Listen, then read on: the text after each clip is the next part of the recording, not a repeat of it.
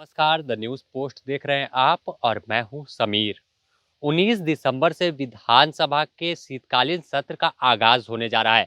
शीतकालीन सत्र 5 दिनों तक चलेगा। 23 दिसंबर को सत्र का समाप्ति होगा। शीतकालीन सत्र की बात करें तो हेमंत सरकार की ओर से अनुपूरक बजट पेश किया जाएगा और वहीं ये विधानसभा के शीतकालीन सत्र को लेकर तमाम पदाधिकारी और विधानसभा के अधिकारी तैयारियों में जुटे हुए हैं। सुरक्षा के कड़े इंतजाम विधानसभा के शीतकालीन सत्र के दौरान रहेंगे। वहीं बात विपक्ष और सत्ता पक्ष की करें तो विपक्ष के पास इस शीतकालीन सत्र में सरकार को घेरने के लिए कई अहम मुद्दे हैं। खासकर बात करें तो भ्रष्टाचार के मुद्दे की गूंज विधानसभा के शीतकालीन सत्र में सुनाई देगी। ईडी की कार्रवाई झारखंड में जारी है और साथ ही आईटी की।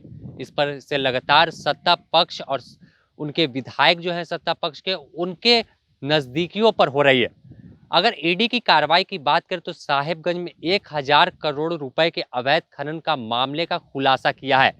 इस मामला के सामने आते ही इसकी जांच की आज मुख्यमंत्री हेमंत सोरेन तक पहुंची और मुख्यमंत्री हेमंत सोरेन से भी ईडी ने पूछताछ किया है और अभी भी कई लोगों से पूछताछ चल रही है। इसके अलावा कई जगहों पर विधि व्यवस्था का हाल खास्ता है। सुरक्षा व्यवस्था पर सवाल खड़े हो रहे हैं। जिस तरह से अगर बात करें राजधानी रांची की ही पिछले कुछ दिनों में जो हत्याएं हुई है, रांची के पॉश इलाके जिसे वीवीआईपी इलाके कह सकते हैं, वहां पर एक चर्चित केस जो सुषमा बड़ाइक वही महिला हैं जिन्होंने एक आईपीएस नटराजन पर केस किया था और उस केस का फिलहाल ट्रायल चल रहा था और उनकी गोली मारी जाती है तो वो भी 3 गोली दिन दहाड़े।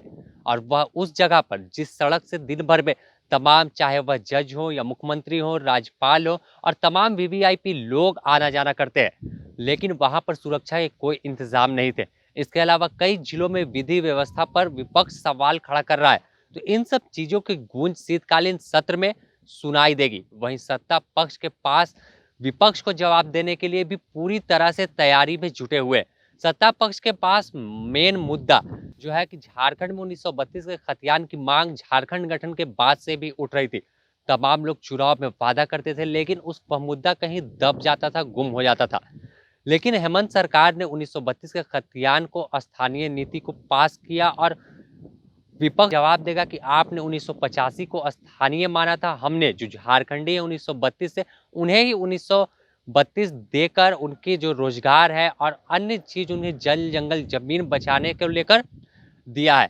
तो कहीं ना कहीं तमाम जो सत्ता पक्ष और विपक्ष अपनी तैयारी में जुटा है और जनता को भी काफी उम्मीद है कि जब शीतकालीन सत्र बुलाया जाएगा तो उनके मुद्दे को उनके नेता विधायक विधानसभा की पटल पर रखेंगे और उनके क्षेत्र की समस्या पर भी सवाल जवाब होंगे और उनकी मुद्दे पर विचार कर उसे पूरी कोशिश की जाएगी।